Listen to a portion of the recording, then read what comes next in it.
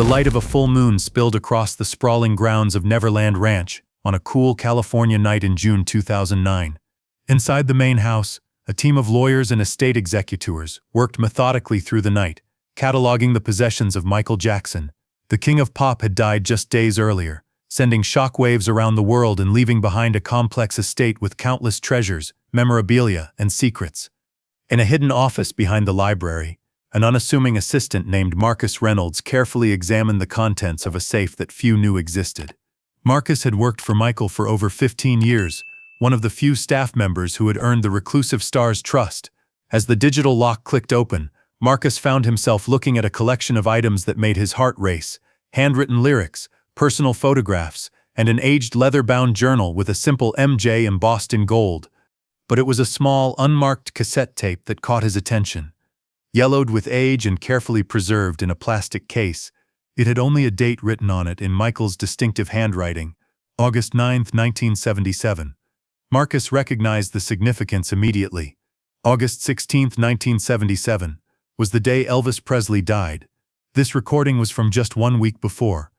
As Marcus held the tape in his trembling hands, he knew he had discovered something extraordinary, a secret connection between two kings that the world had never known.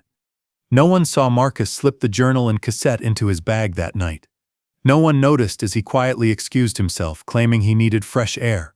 The lawyers were too busy arguing over Jackson's more valuable possessions to pay attention to a loyal assistant's departure.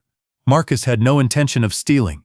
He merely wanted to protect what he knew was a piece of music history too important to be auctioned off or locked away in some corporate vault. Back at his modest apartment, Marcus carefully placed the tape into a player he kept specifically for Michael's old recordings. His hands shook as he pressed play, unsure of what he was about to hear. After a moment of static, a voice emerged. Young, hesitant, unmistakably Michael Jackson's, though higher and less confident than the voice the world would come to know. "Hello? Mr. Presley? This is Michael Jackson." The voice sounded nervous, almost childlike.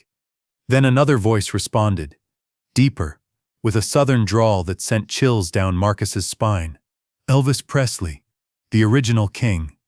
"Michael, please, call me Elvis. I've been watching your career for some time now. You've got something special, son. Something rare." Marcus sat frozen, listening to a conversation that history had somehow missed. Two icons, separated by generation and musical style, but connected in ways the public never knew. As the recording continued, Marcus reached for the journal, opening it to find Michael's private thoughts spanning decades. He flipped to the pages from August 1977 and began to read the account of a meeting that would shape the course of pop music history forever. July 28, 1977, Michael's journal entry. "I can't believe it. Elvis Presley called me today. Girai, the Elvis Presley. I was so nervous I could barely speak. He said he's been watching my career and wants to talk. Said he sees something in me that reminds him of himself when he was starting out. He wants to meet privately. No publicity. No record company people. Just us. He gave me a number to call him back. My hands are still shaking as I write this. Why would Elvis Presley want to talk to me? What could I possibly offer someone like him?" August 7, 1977. Michael's journal entry. Elvis called again. He sounded different. Tired. Maybe sad? He said he couldn't meet in person after all. Something about not being well enough to travel. But he still wants to talk. Said he has things to tell me. Important things about the music business. About fame. Lessons I wish someone had taught me, he said. "We're going to speak on the phone in 2 days. I'm going to record it. Hope he doesn't mind. I want to remember every word."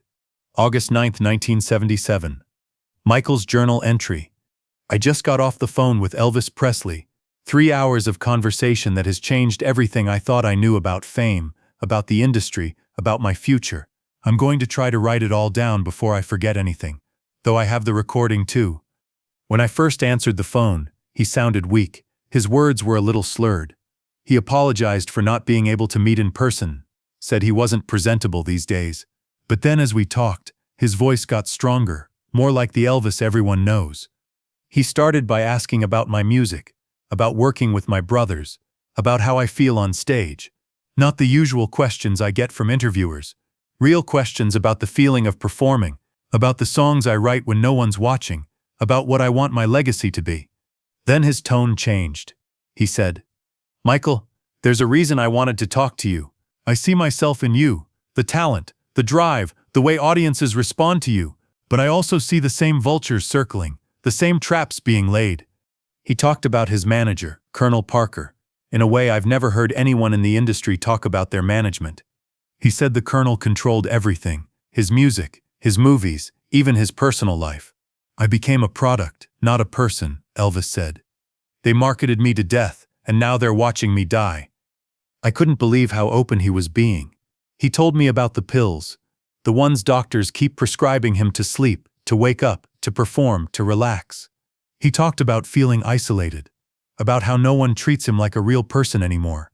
"The more famous you get, Michael, the fewer real friends you have," he told me. "Everyone wants something, everyone, remember that?" The most chilling part came near the end. His voice was different, urgent, almost desperate. "Michael, I'm telling you because you're just like me. They'll use your talents and then destroy you. The industry, the press, the public, they build you up to tear you down. They'll make you so big you can't live a normal life, and then they'll punish you for not being normal." He made me promise something. He said, "Promise me you'll keep control of your music, your image. Don't let them turn you into something you're not. Don't let them isolate you from people who tell you the truth." I promised him. I don't know if I can keep that promise, but I gave him my word. Before we hung up, he said something else. "Be careful who you trust with your pain, son. Doctors aren't always healers in this business." I don't know why, but I'm scared for him. He didn't sound right. I'm going to call him again tomorrow. Check that he's okay.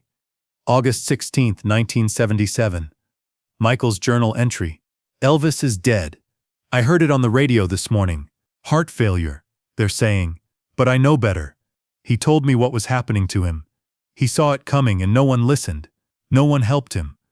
I've listened to our recording 3 times now.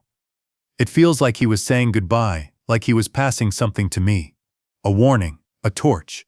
I don't know what. I'm putting this tape somewhere safe. Someday I'll know what to do with it. But not now. Not when his words are still echoing in my head. They'll use your talents and then destroy you. I won't let that happen. I swear on Elvis's memory. I won't let that happen to me." Marcus looked up from the journal, his face wet with tears he hadn't realized were falling. The recording had ended, leaving his apartment in eerie silence. What he had just discovered was more than a historical curiosity. It was a prophecy fulfilled twice over. Elvis had warned Michael about the very fate that would eventually claim them both. Isolation, dependence on medication, the crushing pressure of fame, the vultures who would profit from their talents while caring nothing for their humanity. The similarities were haunting.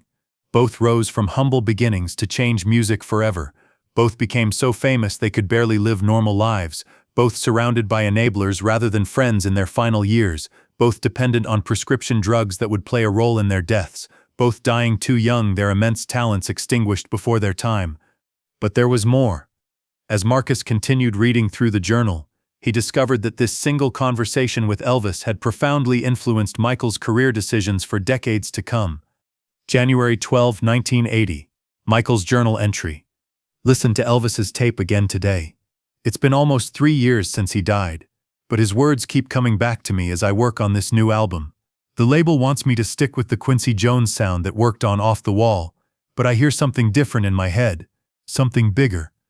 Elvis told me, 'Don't let them put you in a box, son. The minute they can define you, they own you.' I'm going to push back. This album needs to be different. It needs to be thriller." March 3, 1984. Michael's journal entry. "The Victory Tour deal is done, but I'm uneasy. The numbers are huge, but it's all so corporate now. Pepsi, stadiums, merchandising. Elvis warned me about becoming a product. Once you're a brand instead of an artist, you start dying inside," he said. "I look at those last photos of him, bloated, unhappy, trapped in Vegas. I won't let that happen. After this tour, changes need to be made. Big changes." November 17, 1987. Michael's journal entry. "Bought the Beatles catalog today. I can almost hear Elvis laughing from heaven. 'Take control of your music,' he told me. What better way than to own the greatest catalog in history? Paul is angry. He'll understand someday. This isn't about money. It's about power, about not ending up like Elvis, watching others get rich off your sweat while you're trapped in a gilded cage. May 26, 1993, Michael's journal entry. The allegations are everywhere now. The press is having a field day. They'll build you up to tear you down, Elvis told me. I never truly understood what he meant until now. The bigger you get, the harder they want you to fall. I listened to our conversation again last night. First time in years. His voice still gives me chills, especially knowing he'd be dead a week later, when he said they'll use your talents and then destroy you. Did he know what was coming for both of us? The medication helps me sleep now. The doctors say it's safe, but then I remember Elvis' warning. Be careful who you trust with your pain.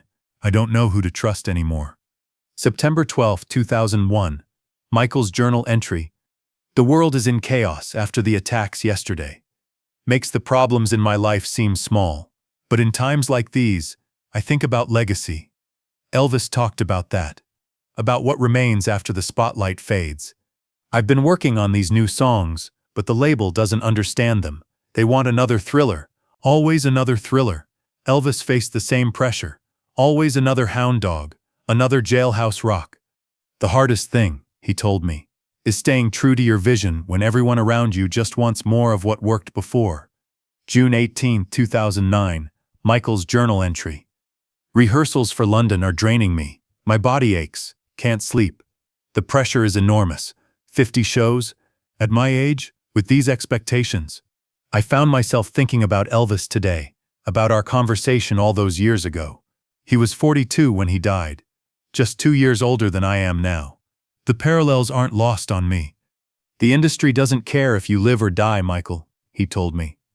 As long as you're profitable. I'm trying to remember what matters. The music, the message, not the machine. Dr. Murray increased my medication last night. Says it's the only way I'll get enough rest to perform. I'm not sure. I'm just not sure anymore. This might be my last chance to reinvent myself, to break free from everything that's been suffocating me. Like Elvis tried to do with that '68 comeback special. One last blaze of glory. If something happens to me, I hope someone finds this journal someday, finds the tape, understands that Elvis tried to warn me, that I tried to listen, that we were both just men, in the end, talented, flawed, frightened men who gave everything to our art and sometimes forgot to save something for ourselves. The final entry sent chills down Marcus's spine. Written just a week before Michael's death, it seemed the king of pop had felt his own end approaching, just as Elvis had. Marcus sat in silence for a long time, the weight of what he'd discovered settling over him.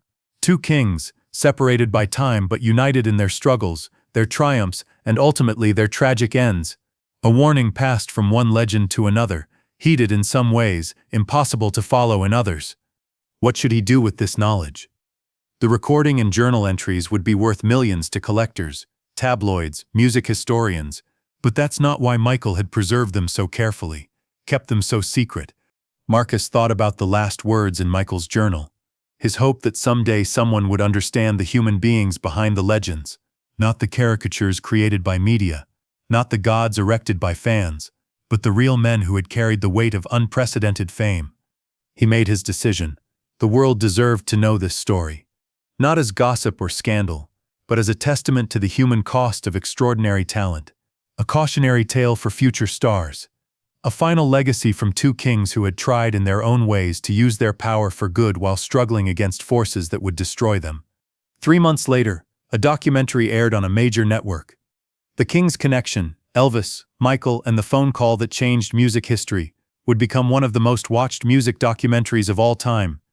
It featured interviews with those who had known both men, careful analysis of how Michael's career choices had been influenced by Elvis's advice, and most powerfully, carefully selected excerpts from their phone conversation, Elvis's trembling voice delivering warnings that would prove prophetic for both men. The documentary ended with a simple, powerful scene. Marcus sitting alone at night on the grounds of Graceland, Michael's journal in his hands as he read the final entry aloud. The camera then panned up to show the lights of Memphis in the distance, before fading to black as Elvis's If I Can Dream transitioned seamlessly into Michael's Man in the Mirror. The credits rolled over a final statement. Elvis Presley died on August 16, 1977, at the age of 42. Michael Jackson died on June 25, 2009, at the age of 50. Their music changed the world. Their friendship remained a secret until now. Their warnings should not be forgotten. But this isn't where our story ends, because what the documentary didn't reveal, what Marcus couldn't bring himself to share with the world, was the most shocking part of the recording, the part that came after Elvis's warnings about the industry, about doctors, about isolation, the part where Elvis confessed to Michael what he planned to do. On that same night, Marcus discovered the tape. After reading the journal, he had continued listening, and there, in the final minutes of the conversation, Elvis had shared his most desperate plan, one that Michael had never written down, perhaps too shocked or disturbed by what he'd heard. "Michael," Elvis had said, his voice dropping to a whisper, "I've been thinking about disappearing, just vanishing, starting over somewhere no one knows me. Let them think Elvis Presley died. Let the legend rest while the man finds peace." "You can't be serious," Michael had responded, sounding stunned. "Dead serious, son," Elvis had replied. "I've got some people I trust. It can be done. A body that looks like mine, the right doctor to sign the certificate. In this business, money can buy anything, even a new life. But your family, your fans." Michael had started to protest. "We'll mourn and move on," Elvis had cut him off. "The fans have my music. That's the best of me anyway. The rest of me is dying inch by inch with every pill, every show, every day locked in this gilded prison." The recording had captured Michael's breathing, fast and shallow with shock. "I'm telling you this because someday you might find yourself where I am now," Elvis had continued, "trapped by your own success, by what everyone expects from you. Remember, there's always an escape hatch. Always." The conversation had ended shortly after, with Elvis extracting a promise from Michael never to reveal this part of their talk to anyone. Marcus had sat frozen after hearing this, his mind racing with implications. Had Elvis actually gone through with it? Was it possible the king of rock and roll hadn't died in 1977, but had instead escaped to live a normal life somewhere? The official autopsy reports, the funeral, the continuing pilgrimage of fans to Graceland, all seemed to confirm Elvis had truly died. And yet, there had always been those persistent rumors, the Elvis sightings that had become something of a cultural joke. What if some of them had been real? More disturbing still, had Michael in his final desperate days remembered this conversation?